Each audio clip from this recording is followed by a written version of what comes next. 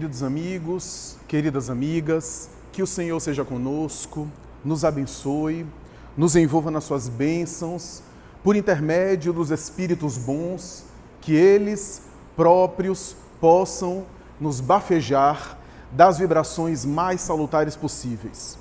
Gostaria de cumprimentar os meus amigos aqui na mesa, em nome de quem eu cumprimento todo o corpo de trabalhadores dessa instituição tão abençoada, tão querida, que é a Casa do Caminho. Narra o espírito Amélia Rodrigues, por meio do médium Divaldo Franco, na obra Luz do Mundo, que certa ocasião, já mais ou menos no ano 64 da nossa era, quando Domício Nero, o imperador de Roma, estava no apogeu da sua glória, desencadeando a célebre perseguição aos cristãos primitivos, duas mulheres que moravam numa mansão ali próxima de Roma, na Via Ápia de Roma, a chamada Via Ápia Antiga, conversavam de maneira nostálgica, de maneira especial.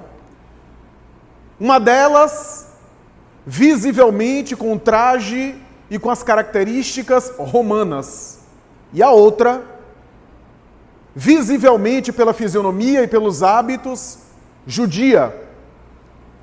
Uma se chamava Lavínia, a primeira mencionada, e a outra Miriam.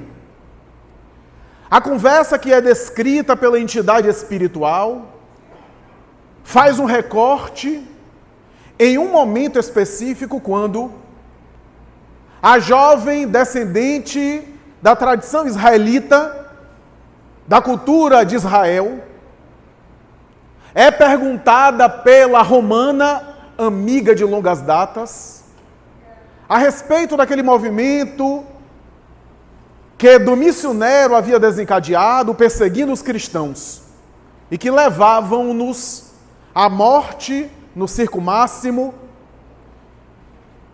diante da multidão de pessoas que assistiam o espetáculo sangrento dos cristãos marchando para a morte.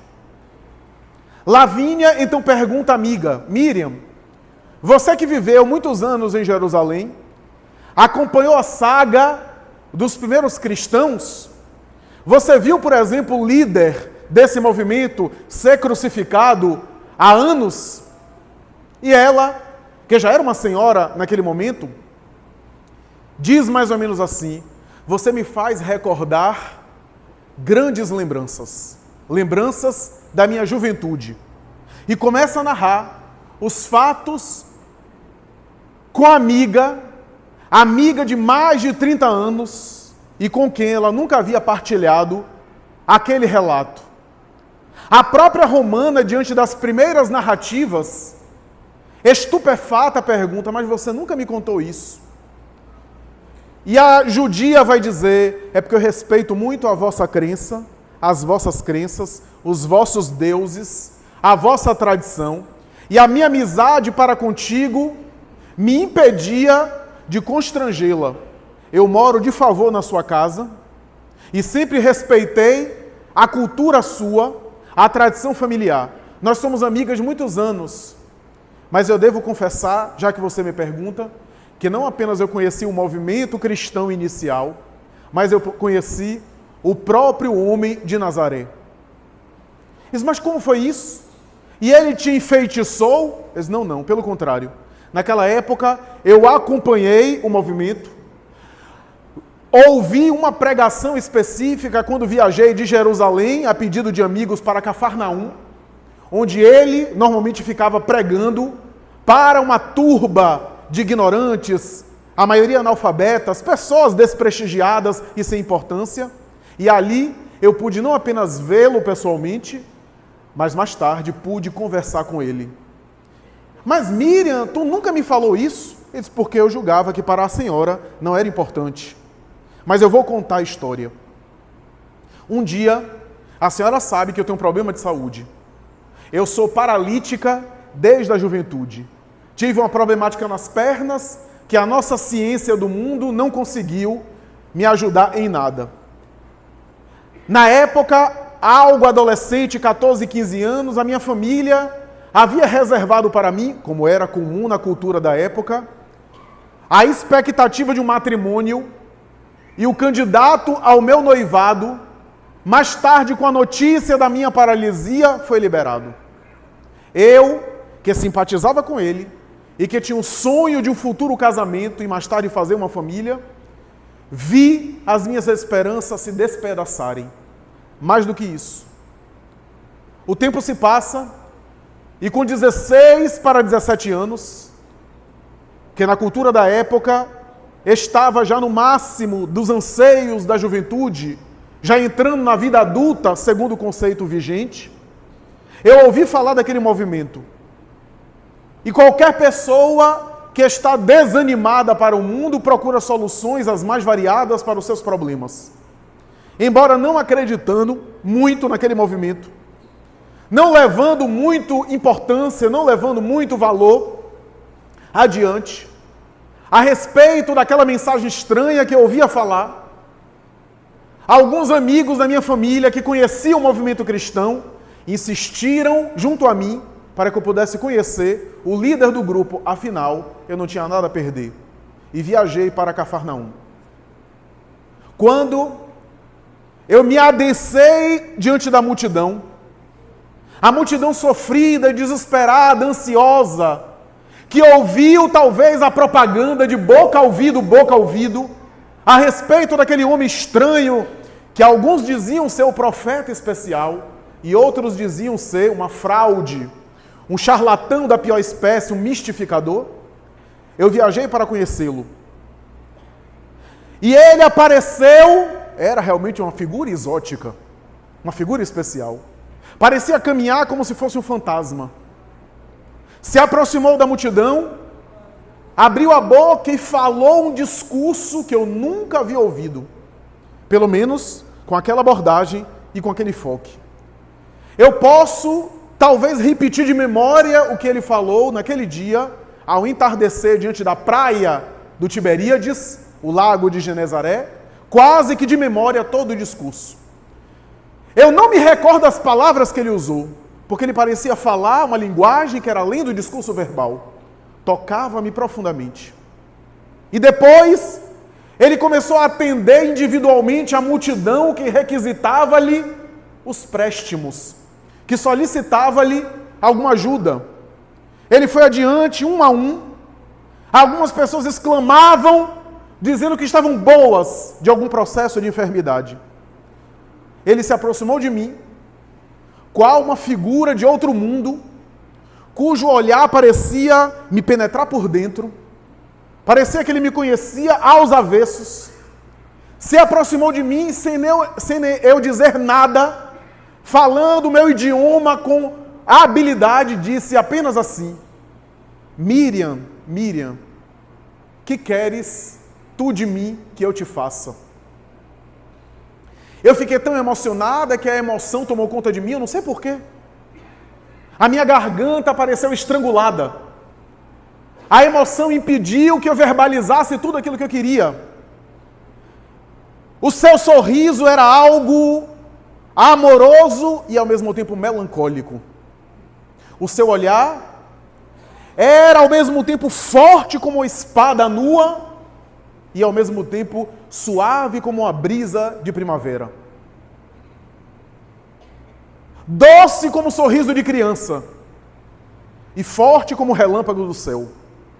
Olhava-me de tal forma que me emocionava sem eu saber explicar porquê. Até que em determinado momento eu consegui vencer a emoção para dizer aquilo que era óbvio. Eu estava com um problema de saúde e queria uma ajuda para aquele problema. Eu estava com uma questão orgânica, um problema que me impedia de realizar os meus sonhos. E eu ouvia falar sobre ele, havia ouvido falar que ele curava as pessoas. E estava diante daquela oportunidade. Não sabia por que a emoção me atrapalhava, a emoção me traía. E quase sem conseguir dizer, sem conseguir verbalizar, quase tartamudeando, quase gaguejando, Consegui dizer: que me cure, Senhor. Ele olhou para mim, abriu um largo sorriso e, para minha surpresa, disse: só isso que você quer? Você só quer isso? Não, Miriam. Você merece algo muito melhor. Você merece algo muito especial. Eu reservo para você algo melhor do que isso. Sorriu e passou adiante. Eu não entendi, porque eu continuava paralítica. Não havia sido curada. Voltei para casa e comecei a odiá-lo. Quando soube da tragédia envolvendo o governador da Judéia, em nome de Roma, Pôncio Pilatos, o seu processo, o encaminhamento para Anás, Caifás, Herodes e mais tarde a execução penal da crucificação, a pena de morte mais infamante da tradição de Israel, que somente a autoridade romana poderia deferir, eu até gostei. Vibrei de alegria, porque eu comecei a odiá-lo. E durante alguns anos eu detestei-o e detestei aquele movimento. Só que o que eu não havia me dado conta é que depois daquele contato, depois daquela entrevista rápida, algo dentro de mim havia se modificado para sempre. Eu nunca mais fui a mesma pessoa. Uma harmonia interior, uma paz tomou conta do meu mundo íntimo, que os anos é que dão sabedoria, porque a juventude quase sempre é uma conselheira ruim. Nada melhor do que a experiência e os anos que se dobram sobre os anos. Eu vi alguns contemporâneos meus que foram radicalmente curados por ele, voltar a adoecer, contrair enfermidades piores, morrer. E eu, apesar de paralítica, era uma outra pessoa. Você me conhece, Lavínia, há 30 anos e você nunca me viu reclamar, me queixar de nada. Sempre fui uma amiga alegre, afável, sempre para cima, porque realmente eu tenho uma gratidão pela vida. Só com o tempo e com a reflexão, eu pude entender o que ele queria me dizer. Eu me conheço, conheço o meu temperamento, conheço minhas tendências. Eu sei que há alguma razão para essa paralisia. Não condeno e acho muito válido procurarmos soluções. Mas para o meu caso particular, a paralisia tinha algum sentido. E conhecendo a minha intimidade e as minhas tendências, eu sei que se ficasse curado naquela época, me locomovendo para cá e para lá, talvez eu utilizasse muito mal essa minha autonomia maior. Eu me conheço por dentro.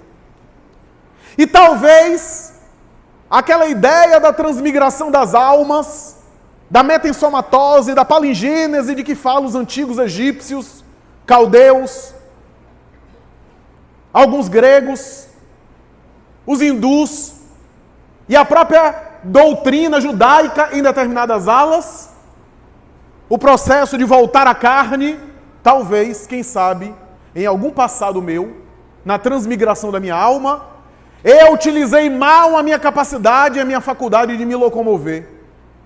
E voltei limitada a benefício de mim mesmo.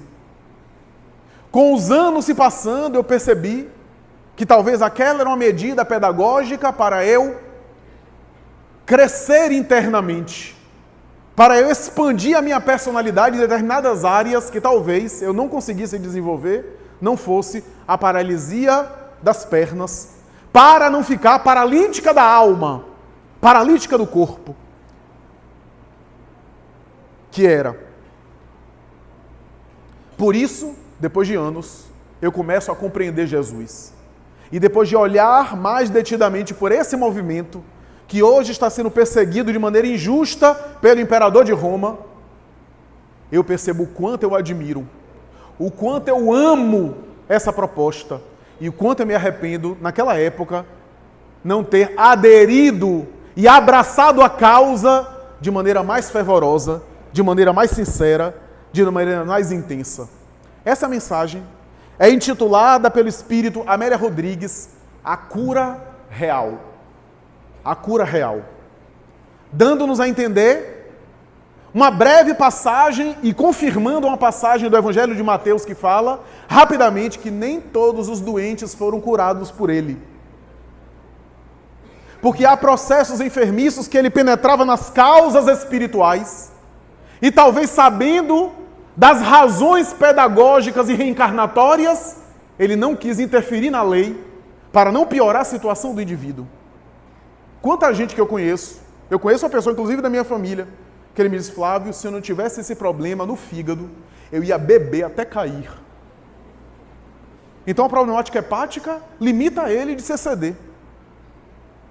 Talvez por um excesso anterior, e agora volta limitado para fazer aquilo que não fez antes. Assim, na área da saúde física, assim em outras áreas. Os estudiosos, ao pesquisarem as quase 40 curas que são descritas no Evangelho, perceberam um elemento que se repete em todas. Um elemento que se repete em todas as curas. Esse elemento é uma frase de Jesus que ele diz: vai e a tua fé te curou. Expressão fé, que na origem do vocábulo não significa na acepção que a gente dá hoje. Porque a gente define fé hoje como uma crença. Eu tenho fé, eu acredito. Mas fé, na raiz da palavra, e como era entendido na expressão tanto da tradição judaica, mais tarde na tradução latina, fé vem de fidelis, que é fidelidade. Muito mais do que uma crença, porque crença, eu acredito em uma coisa hoje, amanhã já não acredito mais. Mas fé é eu ter fidelidade a algo, que é muito mais profundo. A tua fé te curou, a tua fé te salvou, era muito mais do que uma simples crença. E ele repetiu isso nas quase 40 curas que são descritas no Evangelho, dando-nos a entender que havia um recurso no sujeito, no paciente, que possibilitou a cura por intervenção magnética dele. Ele operou na intervenção magnética, mas havia alguma ressonância no sujeito que absorvia o amparo divino de que ele se fazia instrumento. Do contrário, a cura não poderia ter a ressonância. Isso é excepcional na mensagem de Jesus. Nas entrelinhas das passagens do Evangelho, a gente pode colher muita coisa. O que chama-nos atenção é essa proposta dele, e a mim me chama mais atenção ainda, ele chegar para uma pessoa e dizer: o que queres que eu te faça? Às vezes estava óbvio, como era o caso que eu acabei de citar.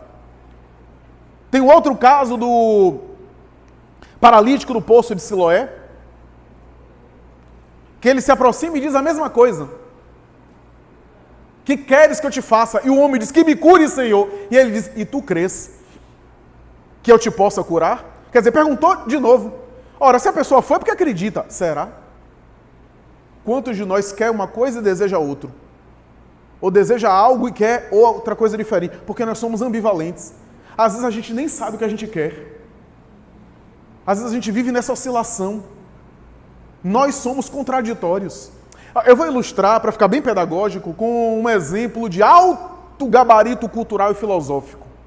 Tem um programa que é de uma filosofia assim, bastante sofisticada e alto nível cultural, que se chama Chaves. Vocês devem lembrar. E Chaves, de vez em quando ele fazia algumas coisas e dizia: foi sem querer, querendo. É isso que a gente normalmente tem, que a psicanálise explica muito bem. A gente quer uma coisa, mas deseja outra. E vive nessa ambivalência interior. Não sabemos, às vezes, nem o que é que realmente nós queremos. O que é que nós desejamos. Jesus sabia disso. Quanta gente... Tem gente que me diz: já fui em tudo que é médico, e ninguém sabe o que eu tenho. E fica feliz por isso. E alguns que dizem assim: eu fui no médico, e o médico, você acredita que eu paguei tão caro, ele disse que eu não tenho nada? Porque o bom é ter alguma coisa. Pagou caro para não ter nada? Porque há essa tendência, tanto essa tendência masoquista, de querer um diagnóstico, de querer ser doente, em que pese, todos nós declaramos conscientemente que queremos ser saudáveis, ou estar saudáveis. O Espírito Emmanuel, através do médium Chico Xavier, tem uma mensagem sui generis, que ele descreve no livro Vinha de Luz, Mensagem que ele intitula O Remédio Salutar.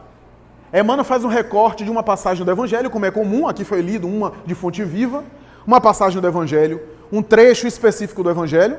Ele tira de uma carta do apóstolo Tiago, aliás, uma frase inclusive conhecida da tradição cristã, que fala, confessai as vossas culpas uns com os outros e orai um pelos outros para que vós alcanceis a cura. É mais ou menos essa frase. E Emmanuel pega essa frase e desenvolve uma mensagem, que é uma mensagem bastante importante.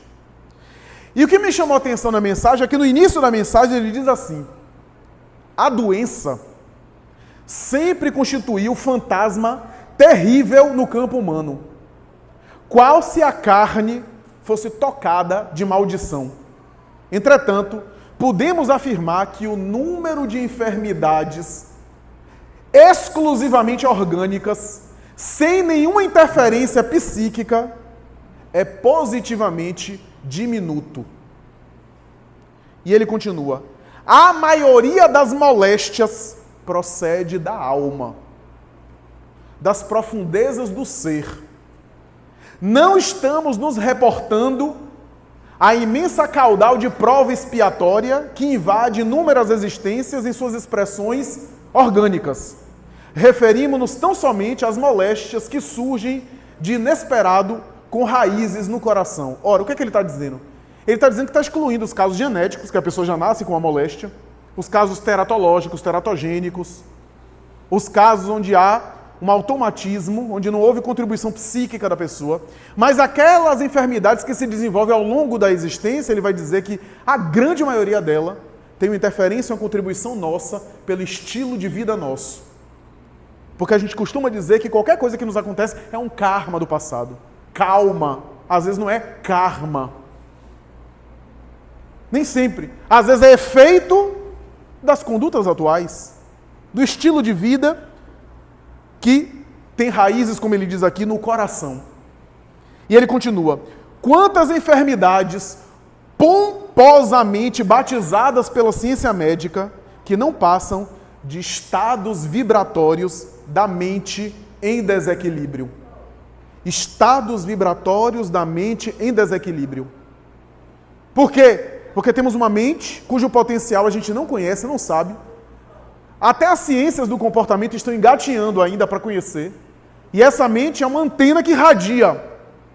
Irradia em volta, mas irradia sobretudo em si mesmo. Nós somos mergulhados na atmosfera psíquica que fazemos em torno de nós, que André Luiz chamou de matéria mental. Quem lê a obra de André Luiz sabe disso, né? Às vezes a pessoa está pensando negativamente, de maneira agressiva, de maneira vulgar, de maneira criminosa, de maneira egoísta, de maneira cruel. E aquela irradiação envolve a aura da pessoa que tem cor, que tem cheiro, que tem aparência.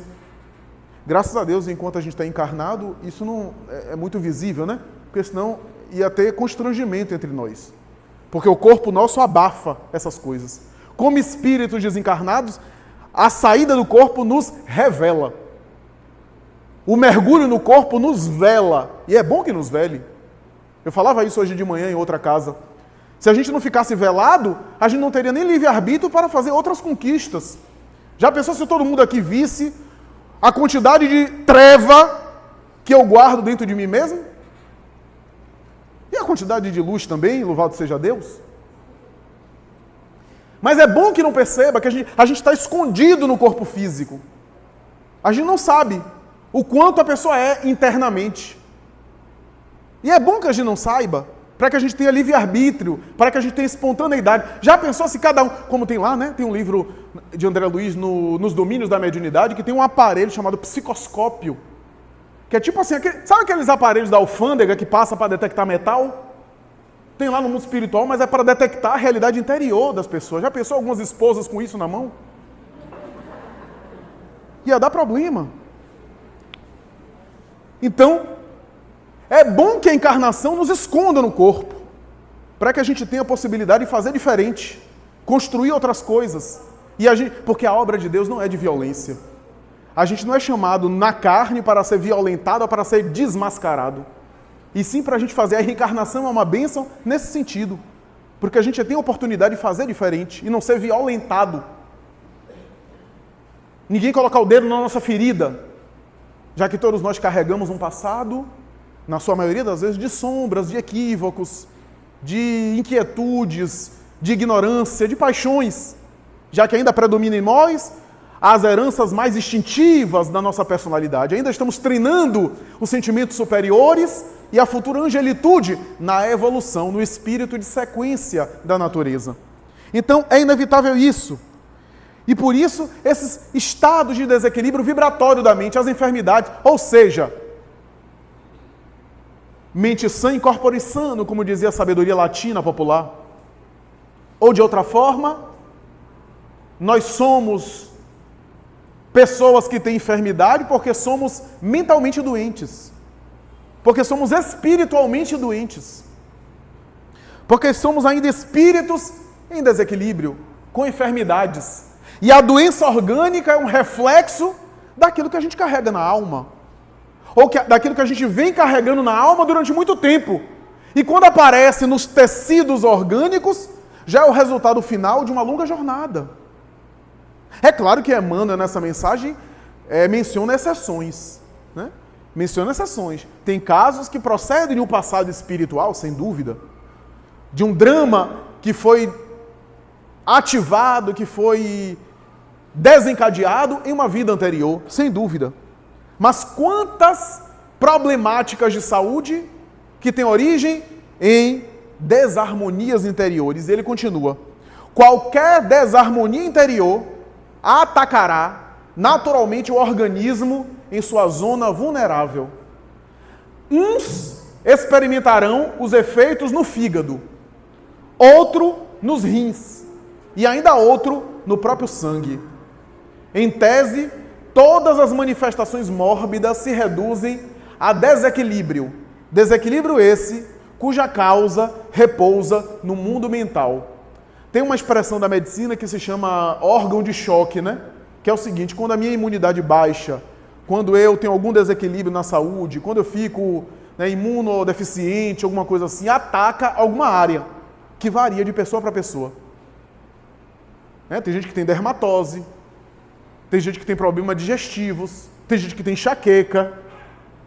Cada pessoa ataca uma área quando fica mal, quando se desorganiza. Órgãos de choque. Mas André Luiz, o espírito, em Evolução em Dois Mundos, tem uma mensagem muito importante sobre isso, chamado predisposições mórbidas, que ele vai dizer que esses órgãos de choque têm a ver com áreas e zonas do campo mais sutil, do chamado campo psicossomático ou perispiritual.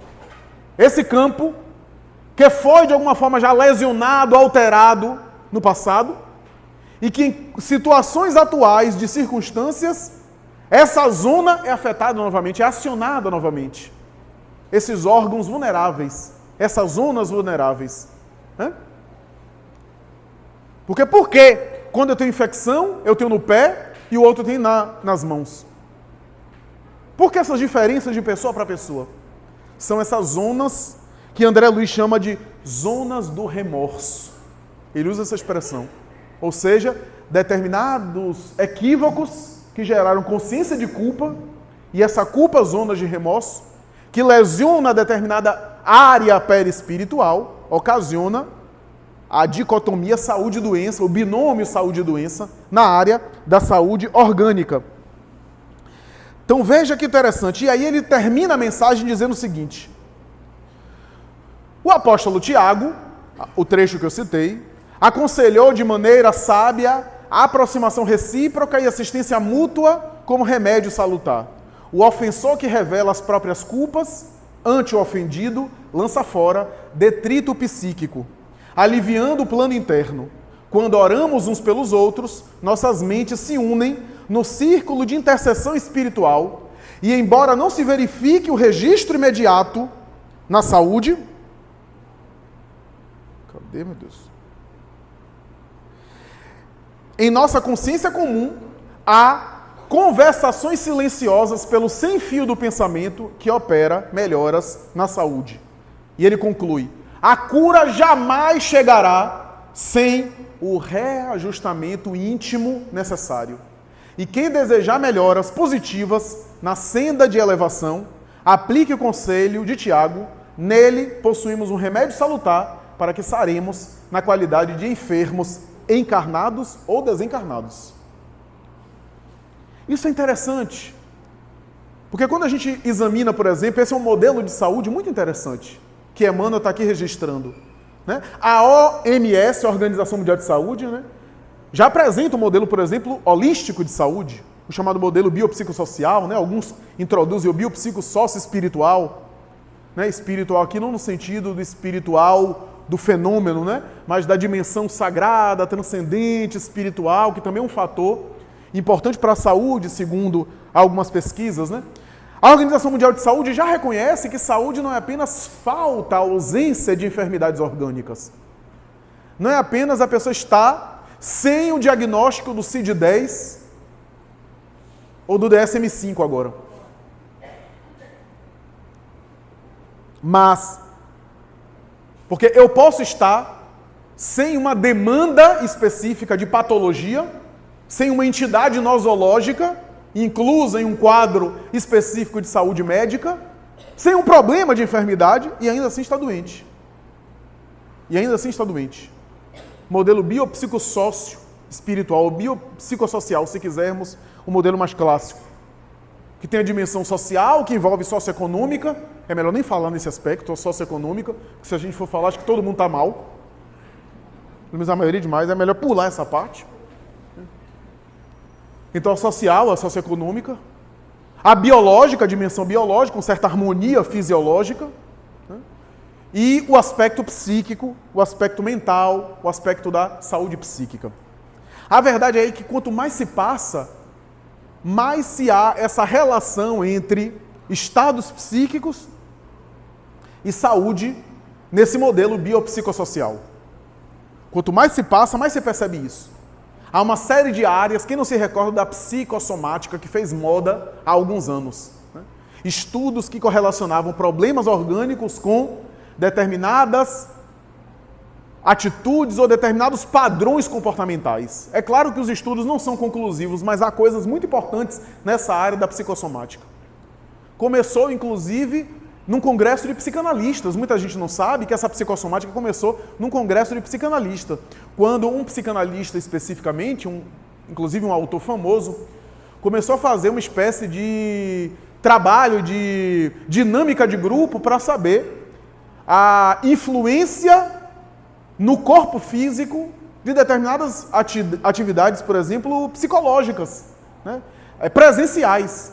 Então ele pegou, por exemplo, certa vez num congresso, um livro, que foi um livro que fez moda no passado, né, lá pela metade do século XX, um pouco depois, O Amante de Lady Chatterley, que é um livro famoso, que mais tarde, inclusive, se não me falha a memória, se transformou num filme com Catherine Deneuve. Eu sei que não é na época de ninguém daqui, eu estava em outra encarnação na época que passou esse filme, mas esse filme fez moda, né? E o livro também. E é um filme que narra um conflito muito grande, né? Um conflito, inclusive, que tem uma dimensão sexual, uma dimensão erótica. E tem um momento do livro que é um momento muito excitante. E o psicanalista começou a ler em público o livro. E na parte, assim, ápice da obra, ele parou. Ele parou e perguntou, começou a fazer entrevistas, perguntando o que é que estavam achando. E algumas pessoas disseram assim, continue, a gente quer saber o final. E ele percebeu, depois de algumas verificações, que muitos estavam bastante estimulados. E ele disse, olha, se numa leitura de livro nós produzimos reações físicas na área do erotismo, da sensualidade, a ponto de mudar a nossa bioquímica, por que não leituras de outra ordem? Por que não reflexões de outra natureza? Não também produz alguma alteração bioquímica no corpo? Começou aí os trabalhos de psicossomática que mais tarde desaguaram na chamada psiconeuroendócrino-imunologia, né? Que é essa ideia de tudo estar ligado, né, num grande sistema, né, da imunologia, do sistema endócrino, né, das dimensões aí das glândulas, do sistema nervoso central, especialmente, né? E das dimensões psíquicas. Né? Trabalhos, inclusive, muito belos, muito interessantes, né? Alguns que se fizeram, inclusive, famosos. Tem um muito conhecido, que foi um trabalho que foi feito medindo a substância que nós produzimos na saliva, que é uma substância que foi denominada na época como Sig.A, que é a substância imunoglobulina A. Essa substância teria algumas funções, entre as quais proporcionar uma certa defesa imunológica, né? E que seria produzida pela própria saliva humana. Se colocou, por exemplo, produziu filmes para as pessoas assistirem e medir depois essa substância na saliva. Por exemplo, filmes de agressividade, de sexo explícito, de guerra, de violência, de droga. E um outro grupo que assistiam filmes de outro teor, né? Filmes de comédia, onde deram risada, filmes assim leves, filmes que tinham alguma biografia edificante, né? Aqueles filmes da época, Charlie Chaplin, O Gordo e o Magro, biografia de Gandhi, Madre Teresa de Calcutá, enfim, depois foram examinar. O primeiro grupo de filmes assim mais fortes, cuja mensagem era de destruição, algumas pessoas já saíram do filme gripadas, culpando o ar-condicionado, por baixa defesa imunológica. E o resultado foi extraordinário em relação a essa substância imunoglobulina A. Apenas em 2 horas assistindo películas, assistindo vídeos, em contrapartida com outro grupo, que saía com uma quantidade muito grande. Então há uma série de trabalhos que seria aqui exaustivo citar, fastidioso citar. Há trabalhos muito claros, né, da relação de gastrite, úlcera gástrica e dimensões psíquicas, né, a produção do cortisol, né, e o hormônio do estresse, que em altas quantidades, né, embora seja importante em determinadas quantidades, em altas quantidades, também produz determinadas reações orgânicas. Né? Inclusive há autores suspeitando que a grande quantidade de cortisol no nosso corpo que pode colaborar com a alteração no metabolismo e o não engordar. Essa é uma boa notícia para as mulheres. Não ficar estressada, emagrece. Porque se o cortisol caindo na corrente sanguínea vira glicose, a coisa fica mal, fica braba. Então, a gente vê isso. Porque tem gente que diz, eu como endívia e tenho 120 quilos.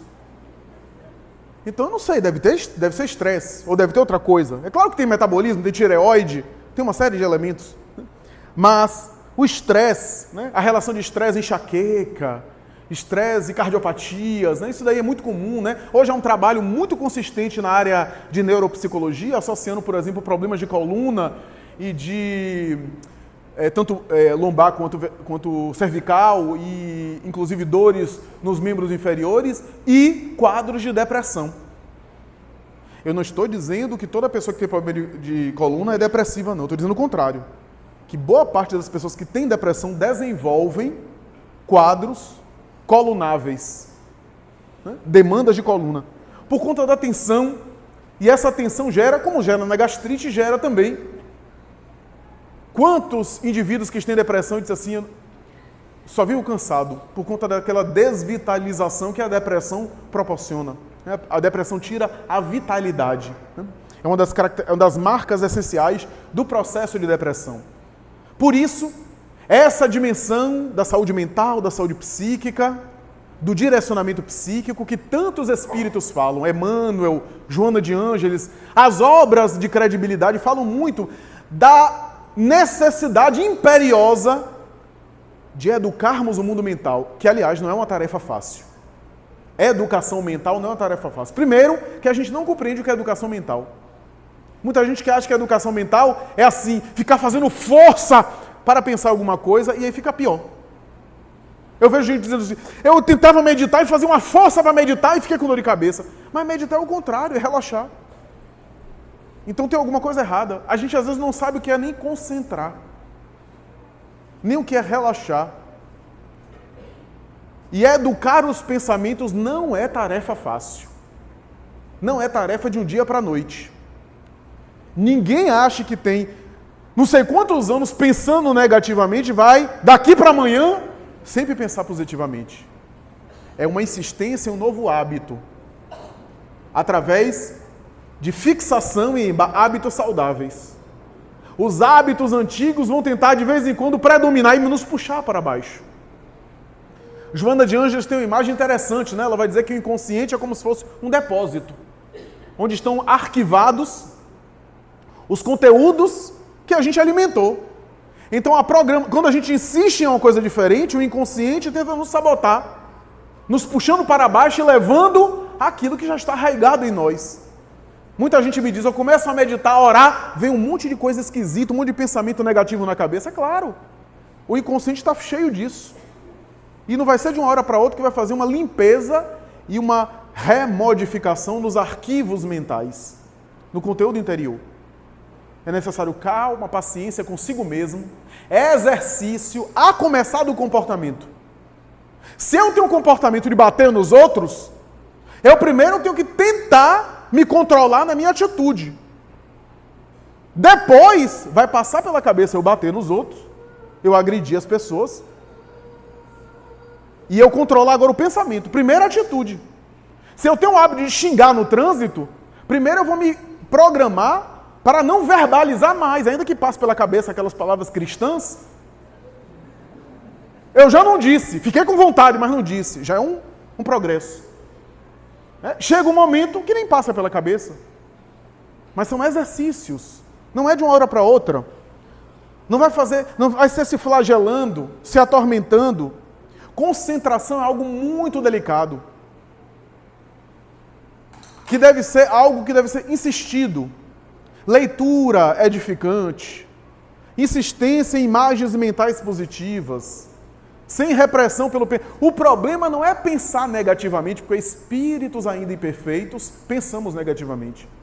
O problema é ficar no pensamento negativo. Eu sempre uso a metáfora da televisão. Às vezes a gente troca de canal e não sabe o que é que a gente vai ver. A gente trocou de canal e vê às vezes uma coisa assim assustadora, uma imagem agressiva. Agora, permanecer no canal ou trocar, está o nosso livre-arbítrio. Então, pensar positivo ou negativamente, a gente vai viajar pelos dois lados. Mas se manter em uma faixa ou em outra, nós podemos colaborar. Ou pelo menos amenizar. Se a gente está muito negativo, se a gente está deprimido, se a gente está com alguma situação bastante sofrida, é claro que a gente não vai mudar de estado de espírito da noite para o dia. E é necessário, às vezes, respeitar esse estado. Um parente morreu, deixa a pessoa sentir a dor dela. Ela precisa sentir o sofrimento, passar pelo luto, respeitar essa fase, mas não ficar para sempre nessa fase. É até saudável que ela chore, que ela viva a dor, para depois trabalhar para sair dela. Então, isso tudo tem que ser levado em consideração. Mas tudo isso vai fazer diferença por aquilo que a gente exercita. Aquilo que exercita é aquilo que vai predominar na hora. Na hora de uma dificuldade, a gente vai reagir melhor ou pior de acordo com as reservas morais que a gente tem. Só que o que está acontecendo? A gente não está tendo vida interior. E no mundo atual, onde todo mundo tem Instagram, Facebook e vira celebridade, a gente perdeu um pouco a ideia de ter vida interior. Aí a gente só está publicando, compartilhando, postando e pouca reflexão. Lê, mas não reflete sobre o que lê. Compartilha sem nem pensar. Então, quando passa por um desafio, não tem resistências emocionais para passar no desafio. Porque é uma sociedade fraca emocionalmente, me permita falar isso. É uma sociedade, eu estava falando isso de manhã, é uma sociedade que se eu não gosto do que o meu amigo na rede publicou, eu tenho a maior facilidade de bloqueá-lo. Eu só quero saber se num jantar entre amigos você vai bloquear um amigo apertando na cara dele. Não dá para bloquear no presencial. Você pode até não marcar de novo, não querer mais ver a pessoa. Mas convivência presencial, eu não sou contra as redes sociais, pelo contrário, sou entusiasta da tecnologia. Mas a gente não pode trocar alho por bugalho. O que a gente está vendo são pessoas que se acostumaram a, num clique, achar que tem tudo e, ao mesmo tempo, modificar a sua vida de tal forma de que até relacionamentos amorosos eu não preciso passar pela experiência da frustração e do envolvimento, porque eu já seleciono até a pessoa que eu quero nos aplicativos de namoro. Nada contra. Nada contra. Mas isso não substitui a convivência entre pessoas. Não substitui o diálogo, não substitui uma conversa olho no olho. Não substitui a presença. Porque senão a gente cria pessoas fracas emocionalmente, que não têm tolerância à frustração, que não podem ser aborrecidas em nada. E conviver é ser aborrecido. Quem tem ou um casamento, ou tem família, ou tem alguma relação de muitos anos, sabe o que é isso. Conviver é ser incomodado. Porque às vezes você quer uma coisa, a pessoa quer outra. Né? E isso gera atritos. Quanto mais próxima a relação, mais os defeitos vêm à tona. E mais a gente atrita. Né? Por isso que é muito comum a ideia do amor que se acaba porque perdeu a admiração. Porque numa convivência próxima, a admiração é difícil de permanecer. A admiração é boa à distância, que a gente fica admirando, porque a gente enxerga os aspectos positivos. Então, é importante a gente pensar nisso. É importante a gente reflexionar sobre isso. É importante a gente perceber que nem sempre a gente vai visualizar as coisas e vai ter sempre coisas positivas nos retroalimentando. E a experiência de convivência é também conviver com pessoas que discordam de nós, ter uma opinião diferente, pensar de maneira distinta. E o que é que a gente está tendo? A gente está tendo um mundo onde, se os meus amigos do Facebook votam no candidato que eu não concordo, eles não são meus amigos mais, porque são pessoas indignas. E eu vou bloquear todos, faço questão que eles saiam. Então, a gente não consegue conviver no Facebook. Porque pensa, se a gente trata o outro que votou diferente da gente com falta de legitimidade, eu não estou fazendo aqui nenhuma alusão à política partidária, pouco me interessa. Eu estou falando de maneira ampla. De maneira ampla. Se eu digo que aquela pessoa que votou no outro candidato é uma pessoa que é discípula de Mussolini e quer instalar um Estado totalitário para falar de um aspecto do espectro político, ou, para ser justo e falar do outro lado, se eu acho que aquela pessoa que votou no outro quer transformar o Brasil na União Soviética do comunismo de Stalin, eu estou não apenas desrespeitando o outro, tirando a legitimidade do outro pensar diferente de mim, mas que cristianismo é esse? Que cristão é esse que eu não consigo conviver com o outro? Eu não estou dizendo para você não fazer campanha do seu candidato, você na sua página não exaltar a sua posição político-partidária. Isso é ótimo, isso é válido. Mas por que agredir? Por que alfinetar o outro? Por que desrespeitar os sentimentos alheios? O que é que a gente está fazendo nas redes sociais? A gente está se desagregando psiquicamente, por falta dessa higiene psíquica. Porque a higiene psíquica, que é o tema, são coisas básicas.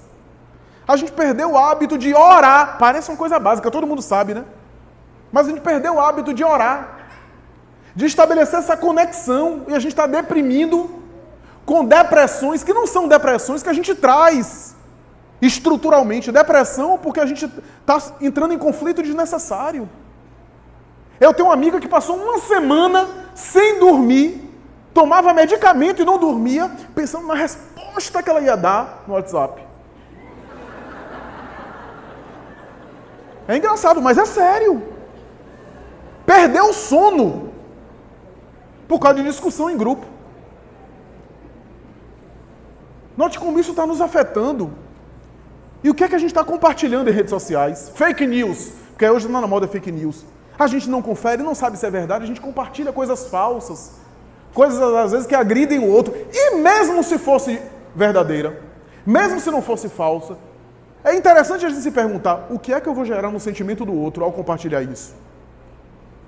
André Luiz tem um livro chamado Agenda Cristã, que ele vai dizer sobre o palestrante espírita o seguinte: todo palestrante espírita é responsável pelas imagens mentais que gera na cabeça daqueles que estão assistindo ele. É responsável pelas imagens que cria. Ora, se a gente pegar esse raciocínio de André Luiz, nós somos responsáveis por aquilo que a gente compartilha. E pelo sentimento que a gente gera no outro, com aquilo que a gente compartilha. O que é que a gente está compartilhando? Miasmas mentais, sentimentos de infelicidade, melancolia no outro, irritabilidade. Isso volta para nós. E depois a gente fica deprimido. Até porque está havendo uma espécie de fragmentação, né? A minha vida virtual é uma coisa e a minha vida presencial é outra. E a gente vive quase que uma esquizofrenia. Porque nem sempre a minha vida presencial é a minha vida virtual. Então vejamos que coisa. Às vezes a gente nas redes sociais fala cada coisa que a gente nunca teria coragem de falar pessoalmente. Eu já estou vendo uma ressaca moral depois dessas eleições. Gente me dizendo, meu Deus, por que eu fui longe, tão longe assim? Porque eu fui tão longe demais com as coisas que eu falei. Então, é necessário ter cuidado, porque isso afeta a nossa saúde mental. Isso gera desequilíbrios. Então a gente perdeu o hábito da prece, da leitura espiritualizante, de uma leitura edificante e nobre. Perdemos esse contato com a chamada resignação espírita, aceitar o outro como ele é. A resignação espírita não é uma atitude cômoda, de aceitar passivamente as coisas injustas e não fazer nada. Mas é aceitar que o outro é o que é, e não aquilo que a gente gostaria que ele fosse. E tentar amar o outro conforme ele se encontra. Porque isso não é bom para o outro, é bom para a nossa saúde mental. Perdão é bom para a nossa saúde. E quando eu falo perdão, a gente já pensa perdão numa grande assim, agressividade, né? Alguém nos tratou bastante mal, nos caluniou publicamente, a gente perdoa. Mas quanta necessidade de perdão a gente tem no dia a dia, nas pequenas coisas. Os pequenos perdões. Como a gente tem necessidade. Porque se a gente for levar tudo à ponta de faca, a gente enlouquece o outro e se enlouquece também. Por isso que tolerância, meu Deus, tolerância é saúde mental. Porque senão eu chego aqui, eu já fico querendo buscar o defeito. Não, o microfone está um pouco para baixo, está um pouco para cima, não, o copo ali não encheu todo. Meu Deus! Tem gente que quando eu vejo aquelas pessoas assim, muito intolerantes, que são insuportáveis aqui para nós, insuportáveis, não dá nem para conviver, sempre está olhando o defeito, colocando um defeito em tudo, coitadinhas. Deve ser um sofrimento. Deve ser um sofrimento. Porque tem um olhar sempre para o defeito. Eu já falei aqui que eu conheci uma história de um casal que se separou, casal com 30 anos de casado, porque os dois não aguentavam como o outro apertava a pasta do dente. Não era só a pasta do dente, foram coisas que foram acumulando. E a lupa da intolerância, aquilo que era tão engraçadinho no namoro, que era tão fofinho no namoro, mas 30 anos vendo aquilo, a coisa vai aumentando, daqui a pouco a gente não suporta mais. A gente tem que ter muito cuidado com essa lupa da intolerância. Então, tolerância é proteção. O defeito do outro, e há defeitos que o outro tem que ele não vai conseguir mudar de uma hora para outra. O defeito do outro não me afeta mais. Eu não sou conivente. Mas eu não sou mais atingido. Então tudo isso é saúde psíquica. Tem um conceito em psicologia cognitiva e cognitivo comportamental que eu gosto muito, que é o conceito de desesperança. Esse conceito, hopeless, porque vem da teoria cognitivo comportamental americana, Aaron Beck, hopeless tem a ver, inclusive, com um dos critérios mais importantes para um paciente em risco de depressão grave e de suicídio. Por quê? Porque experiência subjetiva de não conseguir se visualizar e se projetar para o futuro, não se enxergar futuramente, é uma situação difícil, emocionalmente falando, e sugestiva de suicídio. Todo indivíduo que executa o suicídio, normalmente ele não vê o amanhã. Ele não consegue se projetar para o futuro. Então, essa situação é uma situação interessante. Aí, a gente entende por que Kardec vai dizer o seguinte: todo o Evangelho de Jesus, diz Kardec, só tem sentido por causa de uma coisa. Uma coisa. Aquilo que Kardec chama a vida futura. Ou seja, toda aquela proposta cristã de perdão, de compreensão, de bondade, só tem sentido porque é uma esperança para um amanhã. A ideia da imortalidade. Kardec vai dizer, essa é a chave que você sempre tem que ter em mente quando você estuda o Evangelho, quando você lê o Evangelho. Porque esse é o recurso que Jesus usa o tempo todo para falar, não aos corpos que vão morrer, mas aos espíritos que vão viver. Então tenhamos cuidado com a nossa desintegração, com a falta de higiene mental, resguardar-se, ter vida interior, cultivar a vida interior, para não ter uma vida apenas de exterior, uma vida exibicionista, uma vida narcisista. Cultivar também vida psíquica, prece, leitura, evangelho no lar. Aqui foi dito muito bem no início aqui da nossa reunião a importância de uma reflexão como essa. Porque há, às vezes, a mentalidade, mesmo entre os espíritas, que o dia do tratamento é só a fluidoterapia, ou só o momento da fluidoterapia, do passe, ou das terapêuticas, que são acréscimo dos espíritos bons para a nossa saúde. O recurso fluidoterápico, as terapias alternativas, todo recurso que essa casa oferece, que outras casas oferecem, são recursos terapêuticos para amenizar o nosso problema. Mas a verdadeira terapia que os espiritismos oferecem é a mudança para melhor. É o melhoramento pessoal. Porque do contrário, e a gente vê isso muito, nós passamos a vida inteira, 50 anos, toda hora tendo um problema diferente de saúde, ou tendo outra questão. Porque a gente toma o passe, fica bom, mas não vai até as causas. Não remove as causas, vai só até os efeitos, como diz Allan Kardec. E é necessário mergulhar até as causas. Se eu estou mal, eu estou precisando do passe, estou precisando do tratamento, eu faço o tratamento.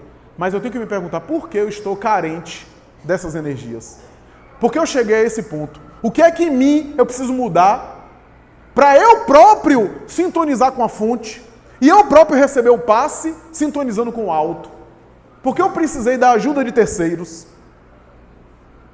Porque eu estou necessitado. Porque eu também sou uma mente que tem acesso. Não há privilégios para ninguém. Porque eu estou tão assim desestabilizado que eu preciso da ajuda, do tratamento, que é muito bem-vindo, aliás. Fazer essa reflexão. Acionar o Deus interno que existe dentro de nós. Acionar os recursos potenciais que todos nós temos. Valorizar as coisas positivas.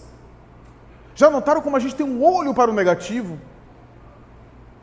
A gente está aqui muito bem, sai daqui agradável, as pessoas nos tratam bem, nos elogiam, falam bem, etc. Aí a gente sabe que uma pessoa falou mal da gente. Perdemos o final de semana. Amanhã é domingo, já acordamos mal. Certa vez eu passei por isso. Uma situação específica. Alguém falou de público. Umas coisas assim, que era a percepção da pessoa sobre mim. E eu fiquei acabrunhado com aquilo. Depois eu parei e disse assim, é a opinião da pessoa. Eu tenho que deixar a pessoa pensar dessa forma. Eu tenho que permitir que há pessoas que não gostam de mim. E tem que aceitar isso. E que masoquismo isso? Quer dizer, tem tanta gente que me ama, e eu estou perdendo aqui a minha saúde, e estou aqui angustiado. Eu fiz essa reflexão, porque uma pessoa não gosta. Quer dizer, às vezes a gente tem 90 que gosta, mas uma pessoa não gosta, a gente fica triste porque aquela não gosta. É do ego. Porque no fundo a gente quer que todo mundo goste da gente. Nem euro. Tem gente que não gosta de euro. Então é importante Porque o nosso ego é que causa essas armadilhas. Nosso ego, às vezes, nos proporciona angústias desnecessárias. Nessa imposição. Então, valorizar o positivo. Sintonizar com o bem. Cultivar os bons propósitos para a gente ter recursos internos para diante de um desafio mesmo. Uma prova em casa, uma provação no trabalho, um desafio doméstico. A gente tenha recursos interiores para saber agir com perdão, com compreensão, com tolerância, com maturidade espiritual. Saber sintonizar nas faixas mais altas. Saber ampliar a nossa conexão, né? Como diz um palestrante, a nossa banda larga. Porque a nossa banda larga ainda é 2G, né? Os espíritos guias têm assim, fibra ótica. Os espíritos puros, então, eu nem sei que conexão é. Mas a gente tem, é uma questão de conexão, de sintonizar, que tem a ver com o tempo, né? Com o hábito, com o exercício, né? De respirar um clima psíquico diferente. Quando chegarmos no nível mais equilibrado, mais sutil, as coisas de fora não nos transtornarão tanto. Nós passaremos por desafio, mas não nos desestabilizaremos tanto com as coisas que nos sucedem no mundo exterior. Porque as coisas do mundo exterior só nos abatem porque tem ressonância em nosso mundo íntimo e no nosso mundo interno. Então façamos a nossa higiene psíquica, hábitos regulares de mergulho interior, de se descobrir, e para concluir, até nas relações com o outro, eu tenho uma grande oportunidade de me descobrir. Porque no relacionamento o outro também me ajuda a entender onde é que eu estou. Eu vejo gente dizendo assim, perdi a paciência, porque fulano me irritou tanto. Não, ele ajudou você, porque você estava com uma falsa impressão de você mesmo. Ele ajudou você a você se enxergar como você ainda assim. Você achava que era paciente, então ele tirou só. Porque quem já conquistou a paciência é outra coisa. Se você se desestabilizou, você conseguiu se ver melhor. Olha a bênção da convivência com o próximo. O próximo é uma régua que me ajuda a me examinar também. Mesmo quando o próximo é alguém que estabelece uma relação difícil comigo. Uma relação desafiadora. Mas só é difícil porque causa ressonância nas minhas imperfeições, nos meus desafios íntimos. Porque eu preciso trabalhar aquilo que ele ou que ela me afeta na minha vivência íntima. Então vale a pena, higiene mental, ideias positivas, evangelho, terapia, ler, porque aí o tratamento que a casa oferece, os recursos que a casa proporciona, vem nos ajudar e a gente atende aquilo que Jesus falava. Vai e não voltes a pecar, para que não te suceda algo pior. O mestre associava a enfermidade, o problema, ao pecado, entre aspas. Pecado aqui, tiremos aqui da expressão teológica, pecado é imperfeição, alguma coisa que a pessoa precisa melhorar, ajustar, para ser melhor e não reincidir em outra coisa pior. Muito obrigado, muita paz.